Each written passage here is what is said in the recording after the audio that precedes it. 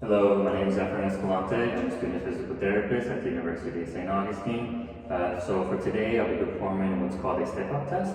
So for this, what I'm going to be doing is I'm going to be assessing your heart rate, blood pressure, and your respiratory rate. So my goal here is just to get your vitals as you exercise to see if you're like in a good range.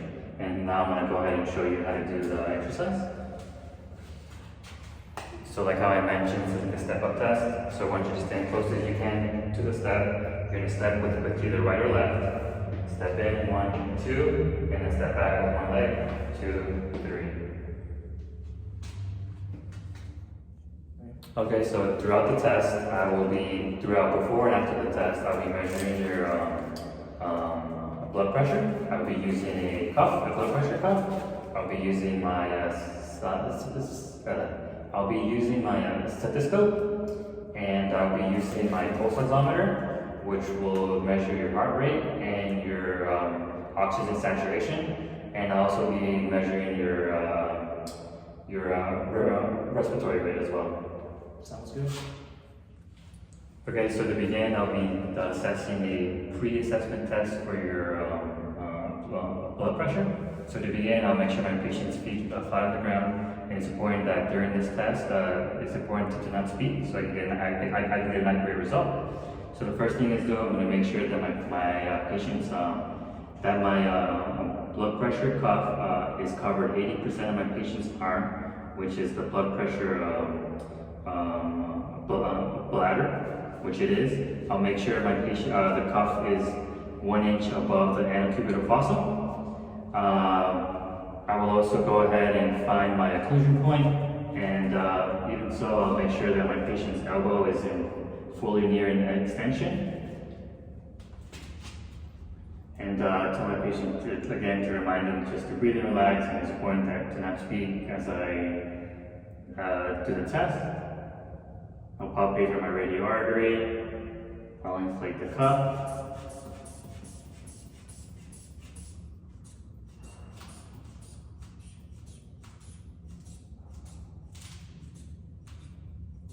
Okay, so the pulse was disappeared around 150. I'll add 30 millimeters of mercury when I take his blood pressure, and I'm releasing the pressure of the cuff at 2 millimeters of mercury.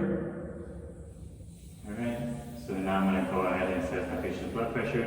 So I'm going to go ahead and just relax the arm, wrist.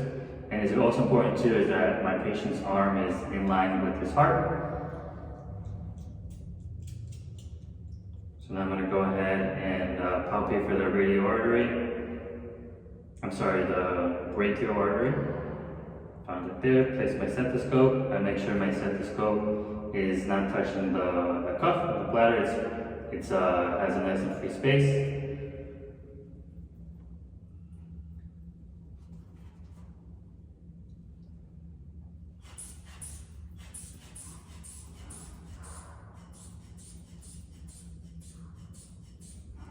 Okay, at 180, releasing 2 millimeters of mercury.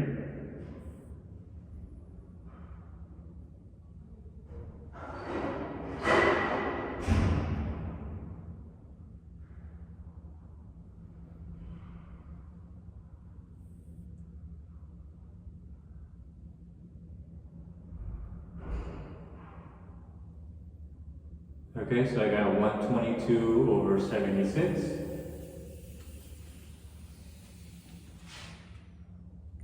So for the next assessment, I'll be placing my pulse oximeter on your index finger.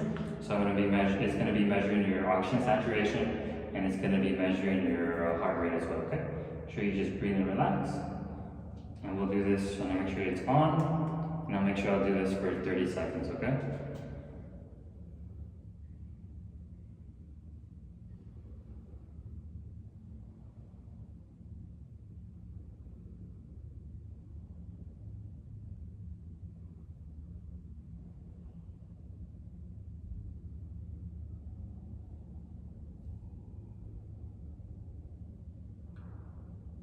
Alright, so that was 30 seconds.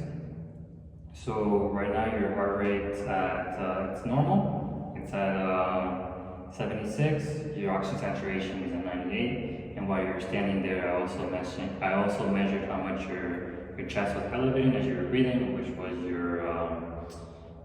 your respiratory rate. I counted 8 and for 30 seconds, and then to get an accurate result, I times it by 2, which would be a minute. It was 16. It's within normal range. And now I gotta explain to you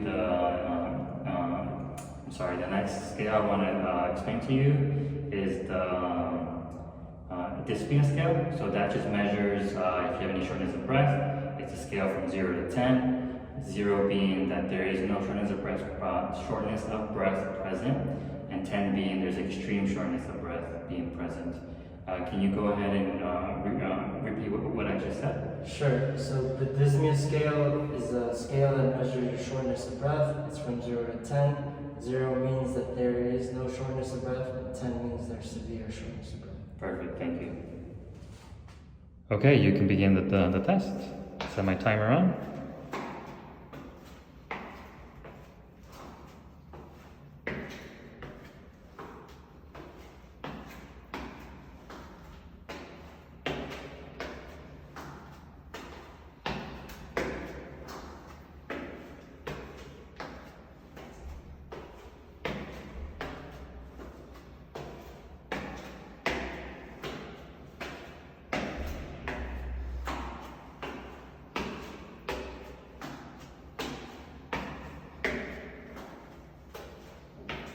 Okay, you're doing good. Doing good.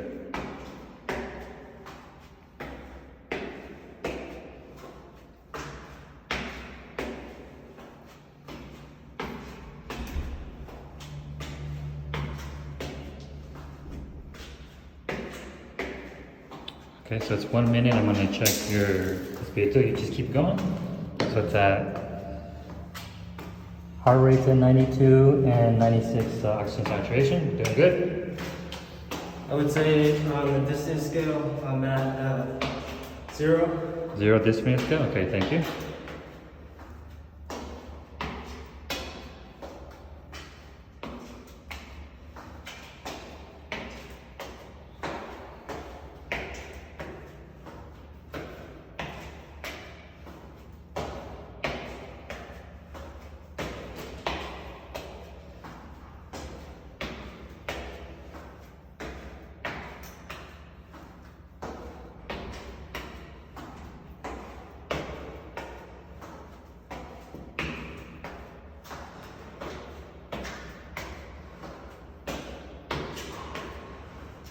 Okay, doing good, keep going. Almost done, you got another minute left. I'm gonna check the second assessment. Okay, doing good. And what would you say is your dyspnea scale for I would say now I'm at a 1. All right.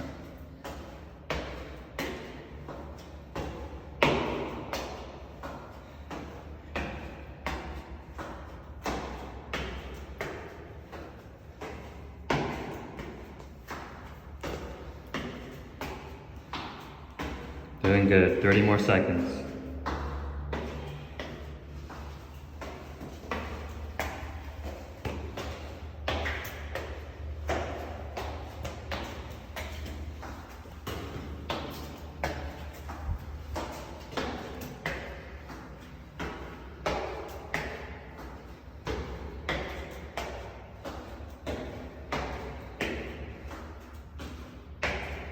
Okay, last measurement. Okay, and what is your the scale from the dyspnea?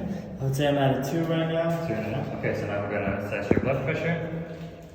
I think you gotta stop. Alright, so we're gonna go ahead and assess your last pulse rate and your oxygen saturation. So you breathe and relax. We're gonna do that for 30 seconds. Okay.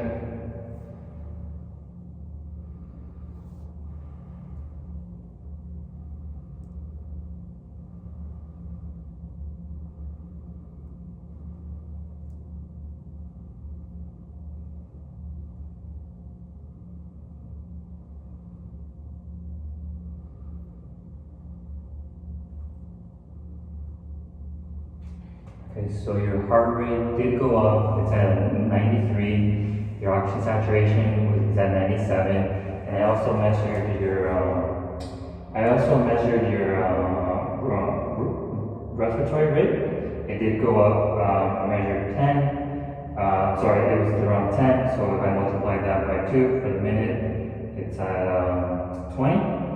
And what would be your the scale for the dyspnea scale? Dyspnea, I would say I'm at a 2. You're at a 2? Okay, thank you.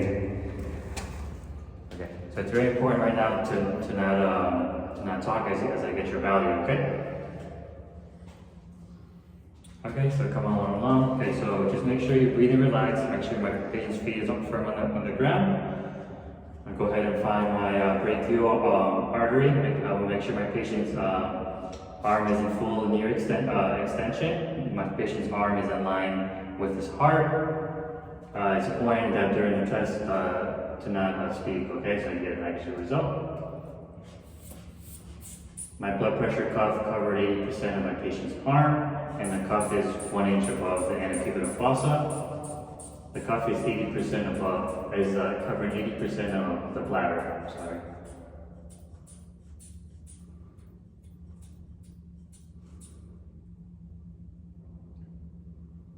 I'm releasing 2 millimeters of mercury.